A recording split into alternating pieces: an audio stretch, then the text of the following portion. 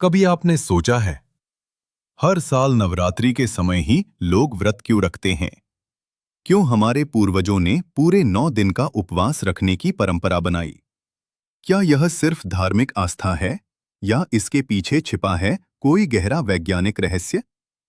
और अगर मैं आपसे कहूं कि नवरात्रि का व्रत आपके शरीर के अंदर एक छुपा हुआ रीसेट बटन दबा देता है, एक ऐसा सिस्टम जो शरीर के अंदर जमे हुए विषैले पदार्थों को साफ करता है, आपके दिमाग को तेज करता है और आपके शरीर की हर कोशिका को नया जीवन देता है, तो क्या आप विश्वास करेंगे?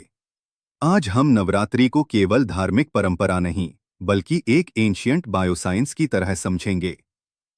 एक ऐसा ज्ञान जिसे हमारे ऋषियों ने हजारों साल पहले समझ लिया था और जिसे आधुनिक विज्ञान आज जाकर समझ पा रहा है। आज की इस यात्रा में हम जानेंगे नवरात्रि के व्रत के पीछे का आध्यात्मिक रहस्य, शारीरिक विज्ञान और वह गुप्त प्रक्रिया जो इन 9 दिनों में आपके शरीर के अंदर शुरू हो जाती है। लेकिन उससे पहले एक छोटा सा सवाल। क्या आपने कभी महसूस किया है कि मौसम बदलने के समय अक्सर लोग बीमार पड़ जाते हैं? सर्दी, खांसी, थकान, कमजोरी। क्या यह सिर्फ मौसम का असर है या हमारे शरीर का कोई प्राकृतिक संकेत? यहीं से शुरू होती है नवरात्रि की असली कहानी। भारत की हर बड़ी परंपरा प्रकृति के साथ जुड़ी हुई है और नवरात्रि भी इसी प्रकृति की लय से जुड़ी हुई है। नवरात्रि साल में 2 बार आती है, चैत्र नवरात्रि और शारदीय नवरात्रि। ध्यान से देखिए, दोनों ही समय एक बड़ी चीज होती है। मौसम बदलता है, सर्दी से गर्मी और गर्मी से सर्दी। और यही वह समय होता है जब शरीर की इम्यूनिटी सबसे कमजोर हो जाती है।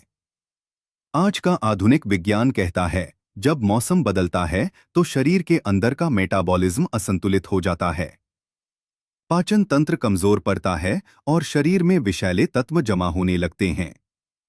लेकिन हजारों साल पहले हमारे ऋषियों ने इसका समाधान खोज लिया था। उन्होंने कहा, इस समय भारी भोजन बंद करो, अनाज बंद करो, मसालेदार भोजन बंद करो और शरीर को दो 9 दिन का विश्राम। लेकिन क्यों? क्या सिर्फ उपवास रखने से शरीर स्वस्थ हो जाता है? असल में इन 9 दिनों में शरीर के अंदर शुरू होती है एक अद्भुत प्रक्रिया जिसे आज विज्ञान कहता है ऑटोफेजी। कल्पना कीजिए, आपका शरीर एक बहुत बड़ा शहर है और इस शहर के अंदर करोड़ों छोटी छोटी फैक्ट्रियां हैं। ये फैक्ट्रियां हैं आपकी कोशिकाएं, सेल्स। हर दिन ये कोशिकाएं काम करती हैं, ऊर्जा बनाती हैं, नए प्रोटीन बनाती हैं और शरीर को जीवित रखती हैं। लेकिन समय के साथ इन कोशिकाओं के अंदर कचरा जमा होने लगता है, खराब प्रोटीन, टॉक्सिन और मृत कोशिकाएं। अगर यह कचरा साफ न किया जाए तो शरीर बीमार होने लगता है। अब सवाल है, यह सफाई कौन करता है? यहीं शुरू होती है ऑटोफेजी। ऑटोफेजी का मतलब है सेल्फ क्लीनिंग। जब हम लंबे समय तक भोजन नहीं करते तो शरीर ऊर्जा बचाने के लिए पुरानी और खराब कोशिकाओं को रिसाइकल करना शुरू कर देता है। यानी शरीर अपने ही कचरे को ऊर्जा में बदल देता है। और यही वह प्रक्रिया है जो शरीर को अंदर से नया बना देती है। अब सोचिए, अगर हम 9 दिन तक हल्का भोजन करें और शरीर को विश्राम दें तो क्या होगा? शरीर शुरू कर देगा डीप सेलुलर क्लीनिंग। और यही कारण है कि नवरात्रि के बाद लोग कहते हैं, शरीर हल्का लग रहा है, मन शांत है, ऊर्जा बढ़ गई है। यह सिर्फ आध्यात्मिक अनुभव नहीं है, यह शरीर की जैविक पुनर्निर्माण प्रक्रिया है। लेकिन नवरात्रि का रहस्य सिर्फ शरीर तक सीमित नहीं है। इसके पीछे छिपा है एक और गहरा विज्ञान, मन और चेतना का विज्ञान। आपने एक बात जरूर नोटिस की होगी, जब हम बहुत भारी भोजन करते हैं तो क्या होता है? नींद आती है, सुस्ती आती है और मन में स्पष्टता नहीं रहती। लेकिन जब हम हल्का भोजन करते हैं या उपवास रखते हैं तो क्या होता है? मन अधिक शांत हो जाता है, ध्यान करना आसान हो जाता है, सोचने की क्षमता बढ़ जाती है। भारतीय योग विज्ञान इसे कहता है सात्विक ऊर्जा। नवरात्रि के दौरान जो भोजन किया जाता है वह होता है फल, दूध, सिंघाड़ा, साबूदाना, मखाना। ये सभी भोजन पाचन में हल्के होते हैं और सबसे महत्वपूर्ण बात, ये भोजन आंतों में रहने वाले अच्छे बैक्टीरिया को बढ़ाते हैं। आज आधुनिक विज्ञान कहता है हमारे शरीर का दूसरा दिमाग हमारी आंतों में होता है। इसे कहते हैं गट ब्रेन कनेक्शन। जब हमारा पाचन तंत्र साफ होता है तो हमारे विचार भी साफ होते हैं। इसीलिए नवरात्रि केवल शरीर की सफाई नहीं है, यह है मन की सफाई, भावनाओं की सफाई और आत्मा की जागृति। लेकिन नवरात्रि में सिर्फ भोजन ही नहीं बदलता। इन 9 दिनों में एक और महत्वपूर्ण चीज होती है, माँ दुर्गा के 9 रूपों की पूजा। क्या आपने कभी सोचा आखिर इन 9 रूपों का क्या अर्थ है? क्या यह सिर्फ देवी की पूजा है या यह भी मानव चेतना के 9 स्तरों का प्रतीक है? यह रहस्य और भी अद्भुत है। दुर्गा के 9 रूप असल में मनुष्य के अंदर छिपी 9 शक्तियों का प्रतीक कैसे हैं? और कैसे नवरात्रि के ये 9 दिन हमारे अंदर की सुप्त शक्ति को जागृत करते हैं? लेकिन उससे पहले आपसे एक सवाल, क्या आपने कभी नवरात्रि का व्रत रखा है? और अगर रखा है तो आपको कैसा अनुभव हुआ? शांति, ऊर्जा या कुछ अलग? कमेंट में जरूर लिखिए, क्योंकि आगे हम समझेंगे कैसे इन 9 दिनों की साधना आपके जीवन को पूरी तरह बदल सकती है। अब जरा सोचिए, क्यों नवरात्रि 9 दिनों की ही होती है? क्यों 7 नहीं, क्यों 10 नहीं, बल्कि ठीक 9 दिन? यह कोई संयोग नहीं है। प्राचीन योग परंपरा कहती है कि मानव शरीर में 9 प्रमुख ऊर्जा स्तर होते हैं और नवरात्रि के 9 दिन दरअसल उस आंतरिक यात्रा के 9 पड़ाव हैं। इन 9 दिनों में हम देवी के 9 रूपों की पूजा करते हैं, लेकिन असल में हम अपने अंदर की 9 शक्तियों को जगाते हैं। अब हम एक एक दिन को समझते हैं। पहला दिन, मां शैलपुत्री। नवरात्रि की शुरुआत होती है मां शैलपुत्री की पूजा से। शैलपुत्री का अर्थ है पर्वत की पुत्री। पर्वत क्या दर्शाता है? स्थिरता। जीवन में पहला कदम होता है अपने मन को स्थिर करना। इस दिन लोग घट स्थापना करते हैं। कलश में जल भरा जाता है और उसमें नारियल रखा जाता है। यह प्रतीक है जीवन के बीज का। जब आप उपवास शुरू करते हैं तो शरीर भी एक नई यात्रा शुरू करता है। पहले दिन शरीर ऊर्जा बचाने की प्रक्रिया शुरू करता है। दूसरे दिन पूजा होती है मां ब्रह्मचारिणी की। यह देवी तपस्या का प्रतीक है। इस दिन हमें सिखाया जाता है अनुशासन।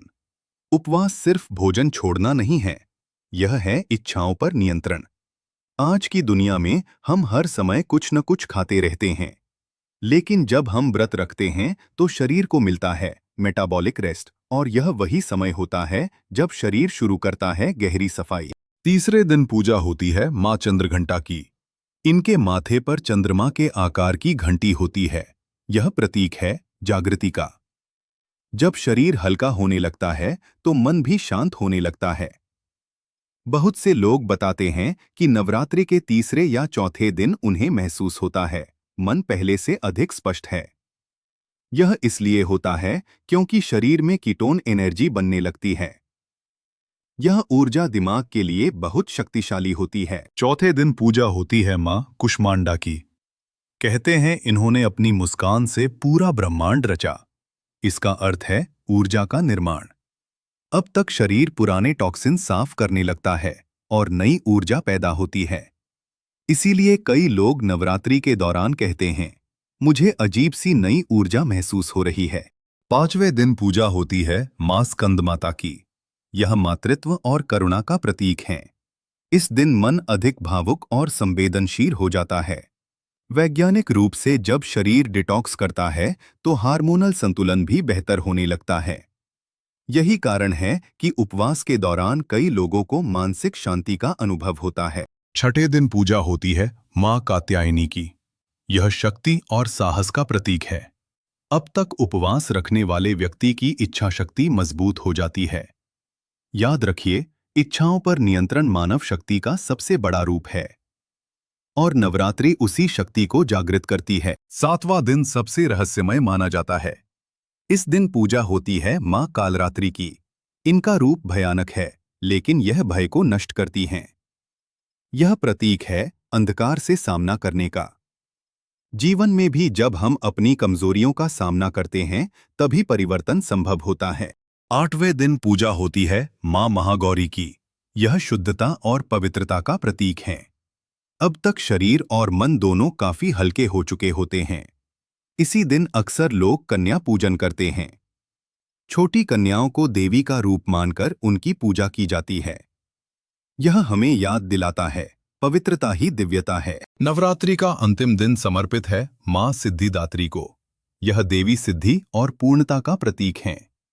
9 दिनों की साधना के बाद मनुष्य के अंदर एक नई ऊर्जा जन्म लेती है। इसे ही कहते हैं आंतरिक जागृति। अब सवाल है, अगर कोई व्यक्ति आज की आधुनिक दुनिया में नवरात्रि का व्रत करना चाहता है, तो उसे कैसे करना चाहिए? यहाँ कुछ महत्वपूर्ण बातें हैं। सुबह दिन की शुरुआत करें गुनगुने पानी से। इससे शरीर डिटॉक्स होता है। भोजन व्रत में खाएं, फल, दही, मखाना, साबूदाना, सिंघाड़ा। ये सभी भोजन हल्के और पौष्टिक होते हैं। क्या न खाएं? मैदा ज्यादा, चीनी तले हुए भोजन, ये शरीर को भारी बनाते हैं। ध्यान, नवरात्रि का असली उद्देश्य सिर्फ व्रत नहीं है। यह है ध्यान, प्रार्थना और आत्मनिरीक्षण। जब हम उपवास करते हैं तो शरीर में एक हार्मोन बढ़ता है, BDNF। यह हार्मोन दिमाग की कोशिकाओं को मजबूत करता है। इसीलिए बहुत से महान संत लंबे समय तक उपवास करते थे। उन्हें पता था कि खाली पेट मन अधिक स्पष्ट होता है। आज की तेज दुनिया में हम लगातार खाते रहते हैं। सुबह नाश्ता, फिर स्नैक्स, फिर लंच, फिर चाय, फिर डिनर। लेकिन शरीर को भी चाहिए आराम, और नवरात्रि हमें वही सिखाती है। 9 दिन का व्रत सिर्फ धार्मिक परंपरा नहीं है। यह है शरीर का रीसेट, मन का डिटॉक्स और आत्मा की जागृति। तो अगली बार जब नवरात्रि आए, तो इसे सिर्फ एक त्योहार की तरह मत देखिए। इसे देखिए एक अवसर की तरह, अपने शरीर को साफ करने का, अपने मन को शांत करने का और अपनी आत्मा को जगाने का। क्योंकि शायद हमारे पूर्वजों ने जो परंपराएं बनाई थीं, वह सिर्फ आस्था नहीं थीं, वह थी मानव जीवन को संतुलित रखने की गहरी विज्ञान। और यही है नवरात्रि का असली रहस्य।